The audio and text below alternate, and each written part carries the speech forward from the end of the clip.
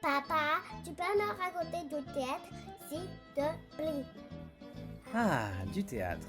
C'est une bonne idée. Mais vous avez été sage? Bon, d'accord. Je vais vous lire la partie de cartes, un extrait de l'acte 3 de l'œuvre Marius de Marcel Pagnol.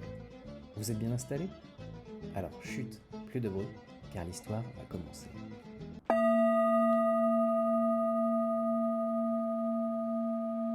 Il est 9h du soir. Dans le petit café, Escartefigue, Panis, César et Monsieur Brun sont assis autour d'une table. Ils jouent à la manille. Autour d'eux, sur le parquet, 2 rangs de bouteilles vides. Au comptoir, le chauffeur du ferryboat, déguisé en garçon de café, mais aussi sale que jamais.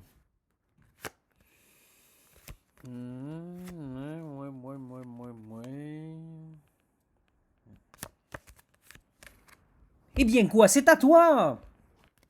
Je sais, mais j'hésite. Eh l'extra, on me frappe! Voilà. Et alors quoi, tu vas pas hésiter jusqu'à demain? Allons, capitaine, nous vous attendons. Ah, c'est que la chose est importante. Ils ont 32 et combien avons-nous? 30. Oui, nous allons en 34, hein. Attention, c'est sur ce coup-ci que la partie se gagne ou se perd. C'est pour ça que je me demande si Panis se coupe cœur. Eh, si tu avais surveillé le jeu, tu le saurais. Eh bien, dites donc, ne vous gênez plus. Montre-lui ton jeu puisque tu y es. Je ne lui montre pas mon jeu. Je ne lui ai donné aucun renseignement. En tout cas, nous jouons à la muette, hein. Il est défendu de parler, hein. Absolument. Et si c'était une partie de championnat, tu serais déjà disqualifié. Oui, j'en ai vu souvent des championnats, hein. J'en ai vu plus de 10 même, hein. Et j'y ai jamais vu une figure comme la tienne. Ah, toi tu es perdu. Les injures de ton agonie ne peuvent pas toucher ton vainqueur. Oh, tu es beau, toi. Tu ressembles à la statue de Victor Gelu. Oui, mais moi je me demande quand même si le coup à cœur.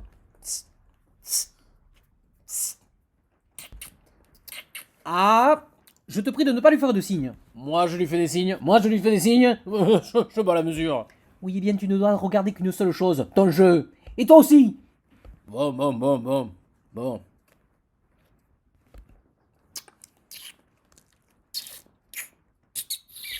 Ah, si tu continues à faire des grimaces, je fous les cartes en l'air et je rentre chez moi, hein. Moi je connais très bien le jeu de la manille. Et je n'hésiterais pas une seconde si j'avais la certitude que Panis se coupe cœur. Je t'ai déjà dit qu'on ne doit pas parler, même pour dire bonjour à un ami. Je ne dis bonjour à personne, je réfléchis. Oui, eh bien réfléchis en silence, hein. Il se faut encore des signes. Monsieur Brun, surveillez Escartefigue, moi, je surveille César. Tu te rends compte un peu comme c'est humiliant, ce que tu fais là? Tu me surveilles comme un tricheur? Réellement, ce n'est pas bien de ta part. Non, ce n'est pas bien. Oh, allons César, je t'ai fait de la peine? Oh, quand tu me parles sur ce ton, quand tu m'espèches comme si j'étais un scélérat, eh bien oui, tu me fends le cœur. Oh, allons César. Oui, tu me fends le cœur, pas vrai, Escartefigue? Il nous fend le cœur. Il nous fend le cœur.